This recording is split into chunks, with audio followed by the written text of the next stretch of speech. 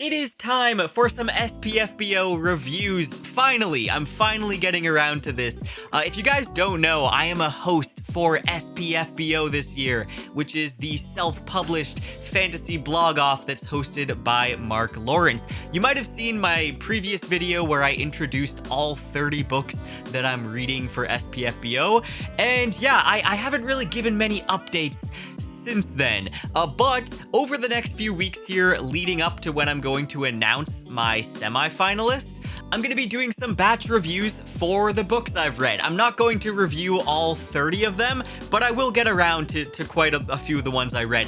I was actually very surprised. Like, there was definitely some misses in this batch of books, but there was a lot of hits as well. I found some really great books that I'm excited to review. But anyways, without further ado, today I'm going to be reviewing 5 of the books I read for SPFBO, and they are going to be spoiler-free reviews. I'll give like a synopsis of what the book's about, but it will be spoiler-free. Let's read SPFBO. All but one book's got to go. Now, the very first book I read for SPFBO this year is Dawn of the Black Sun by Timo Burnham. Now, this is the first entry in a brand new martial arts progression fantasy series, and it's kind of a classic, like, student mentor, hero's journey type of story. Overall, I would say it's a pretty good one. I enjoyed it. At times, it did feel a little basic as well. I was hoping there'd be a little bit more to just make this book stand out. And I do think there's a lot of potential there. And I'm really excited to read the sequels because I do have hope the sequel books are going to deliver on some of that potential that I feel with this book. Now, if you are a fan of things like Dragon Ball or Naruto, or you like classic martial arts and kung fu movies, then you're probably going to enjoy this story as well. Let me tell you what the basic premise is and what the story is about. This is going to be spoiler-free. All of this is stuff that happens right at the beginning of the novel. Now, while there wasn't much that surprised me with this book, I was actually surprised with the introduction. The story starts off with this mysterious figure known as the Exile, as he's wandering this desert wasteland half alive, and he comes across this dark sword that infiltrates his mind and speaks to him, and it offers him this new power.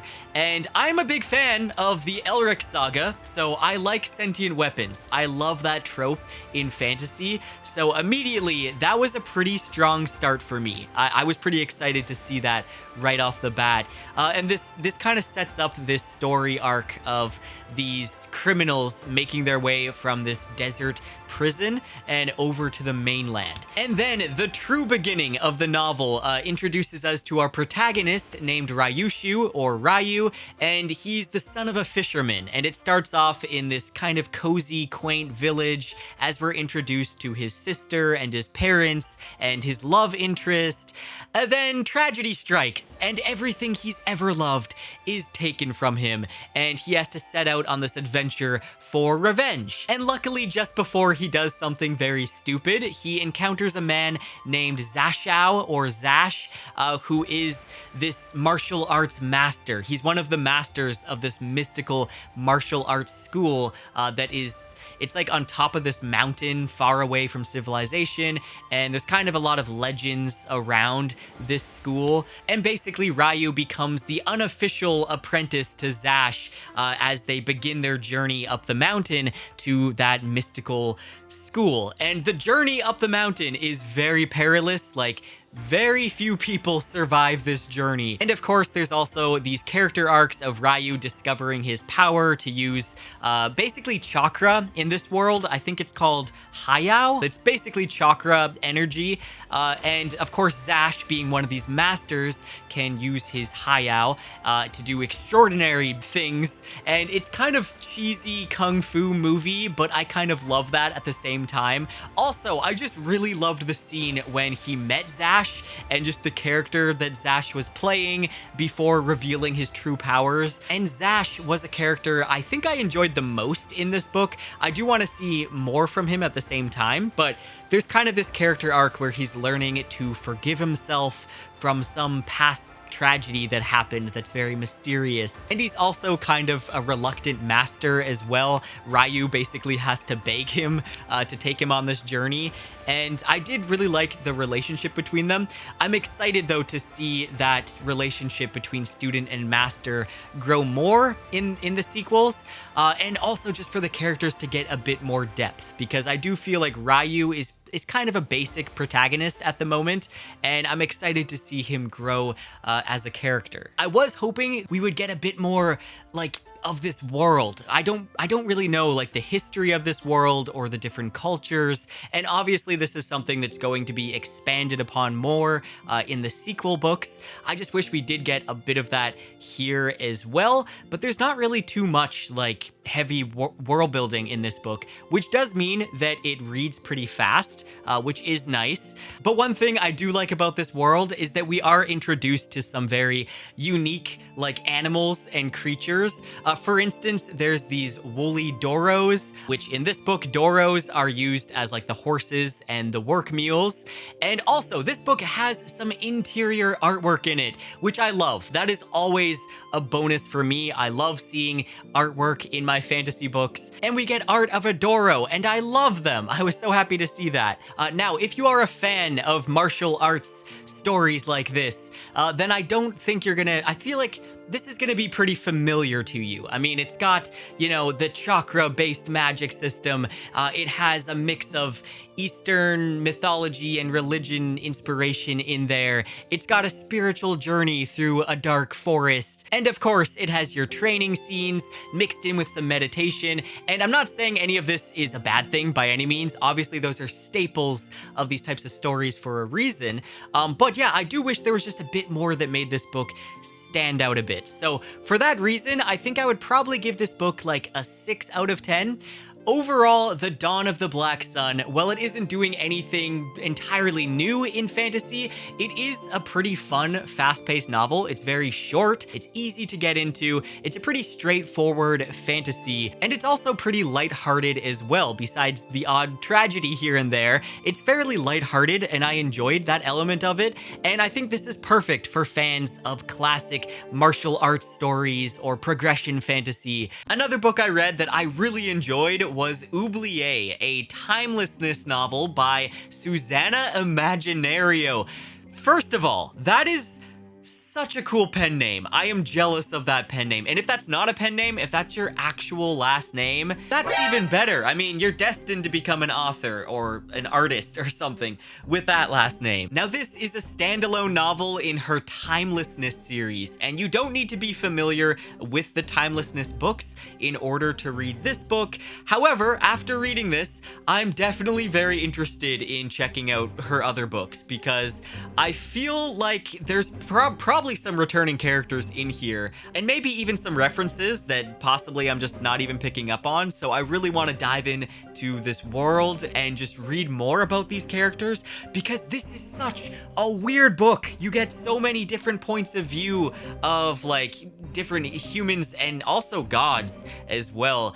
And it was just a really fascinating read. And to be honest, it's going to be a little bit difficult to describe the oddness of this book and what it's about, but I'm going to try to. So here is my best attempt at giving you a synopsis. The story takes place on a sentient moon called Sombra, where a group of post-human races, including Prometheans, are stranded with nothing but their enhanced intuition and the help of a bygone deity, Thoth, the Egyptian god of the moon, writing, and learning. Now, to make matters worse, not only are they stranded on the moon, but they also have amnesia, so that sucks. And to make matters even worse than that, their enemies crash-landed on the moon as well, the Nephilim. And the Nephilim, for some reason, they seem to have disappeared, and that's where our protagonist Liam comes in. Now, Liam is the brother of the leader of the Prometheans, and he gathers this small party of misfits in order to go investigate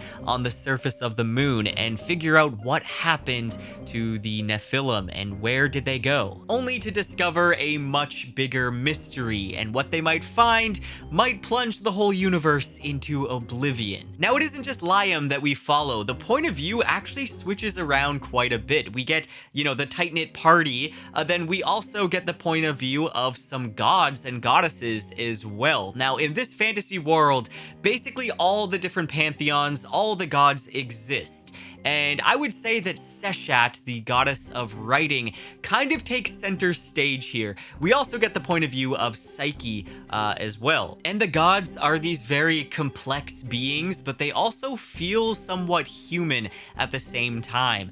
Now, of course, there's mentions of Zeus and Loki and Athena, and I'm sure that these other gods probably play a much bigger role in the other timelessness novels, which is, again, another reason why I do want to read some more books by Susanna Imaginario. Now, the crisscrossing of all these various mythologies and the future evolutions of humanity make for such a compelling story, especially when the author really dives into like the theme of memory and the questions raised regarding what makes a person who they are when they don't have memories to base their life upon. I found that to be so interesting because we all have like a life's worth of experiences and struggles that we've gone through and things that we regret and our failures, our achievements, the memories that we've learned from, and those all form who we are. But what about when you don't have a memory anymore? Now, while I did run into a few hiccups here and there with some of the characters, this is a book that was so interesting and I feel like it deserves a larger audience. So if my synopsis of this story sounds interesting to you at all, then I'd recommend checking out Oublie by Susanna Imaginario. Next up, we have The Darkness Below by Barbara Cottrell. This is book 1 in her new series called The Shadows of the Miskatonic. And this is a fast-paced, Lovecraftian, dark academia novel. And let me just say, I am currently rewatching Buffy the Vampire Slayer. I also recently read some new Lovecraftian stories that I've never read before. And this was kind of the perfect timing for me to read this. Overall, this was very fun. I was kind of getting some Buffy vibes here and there, and that's a good thing for me. I enjoyed this one quite a bit. There were a few things that didn't quite work for me in this book, but I do think overall it's a good start to a series. Now, in Darkness Below, we follow Ellen Logan, and she's a junior at the infamous Miskatonic University in the city of Arkham. And of course, for those of you unaware, this is the same university from H.P. Lovecraft's mythos. And basically here, the idea is that Lovecraft and the writers that he eventually inspired were actually documenting hidden truths. And all of that is actually true. And while I'm not extremely versed in the Lovecraftian mythos, I do feel like Barbara Cottrell does a pretty good job at bringing the Miskatonic University into the 21st century while still having that kind of creepiness and mystery of the original stories. Now, Ellen is a young psychic who's working a bad part-time job at a cheesy new age bookstore, but when her former roommate jumps to her death from the university clock tower and another friend vanishes but leaves her with a mysterious book, and a fraternity house is destroyed, suddenly she's thrown into this investigation with a renowned professor named Andrew Carter. From mysterious cults, possessed frat boys, ghosts, ancient text, alternate realities, and of course, eldritch monstrosities. There's a lot of madness in this book, and I feel like any fans of like supernatural stories mixed with a bit of college life and a large Lovecraftian influence in there is going to find some enjoyment with this book. It was pretty easy to become invested in Ellen's journey as she's trying to discover what's going on with her friends. Ellen is very quick to anger, she can get herself in trouble sometimes, and this really makes her feel like an actual young college student because she messes up. But also, there's some aspects of her character I didn't quite like I kind of get the not like the other girls vibe occasionally, and that was a little bit frustrating. So there was a few things that didn't quite land, but I did enjoy her story. Like I said, I was very invested. For Andrew Carter though, Mariko, who is kind of like the love interest in this story, I just wasn't really buying the romance here. And there wasn't a lot of romance here. I feel like it was mostly just flirting, and it's kind of building up though, likely to more romance in the next books. But I just don't know if I really care about Andrew Carter that much. Something I did really like though is how this book can be kind of creepy and dark at times, but then also very lighthearted and funny as well. I really like seeing that contrast in stories like this, and I feel like it's working really well. Now there is a good amount of like pop culture references and references to other writers and famous paintings and whatnot, and I feel like these didn't feel out of place. I feel like they actually worked really well because it made it feel like Miskatonic is a real university. These are real college students, and I really enjoyed the kind of gothic feeling of Miskatonic and being introduced to more of the students. Overall, I would give this book about a 6.5 out of 10. It was nothing groundbreaking, but it was very entertaining. It's fast-paced. I feel like this is a great book to pick up and read during like a summer holiday, or even a great book to read during the fall because it kind of has that gothic, creepy vibe to it as well. If you're a fan of like college supernatural settings, then you should definitely check this one out. And the next book is one of my favorite books I read for SPFBO this year, but it took me a while to fully enjoy it, and I'll explain why. But this is The Grand Game by Tom Elliott, and it's book 1 in The Grand Game. Now this is a fast-paced lit RPG novel. I've been really enjoying lit RPG lately, especially Dungeon Crawler Carl. That is my favorite lit RPG I've ever read. This one is actually probably getting close to like my second favorite lit RPG I read, but again, it wasn't always the case. We got a protagonist who's dropped into this brand new world called the Forever Kingdom, and he has to participate in the Grand Game. And a lot of the beginning is him just kind of learning the mechanics, and he's thrown into a dungeon and he has to kill endless waves of goblins. And there is a lot of goblin slaying in this novel, let me tell you. But it just started off kind of like how most lit RPGs start off, besides one thing. So basically, Michael is the main protagonist.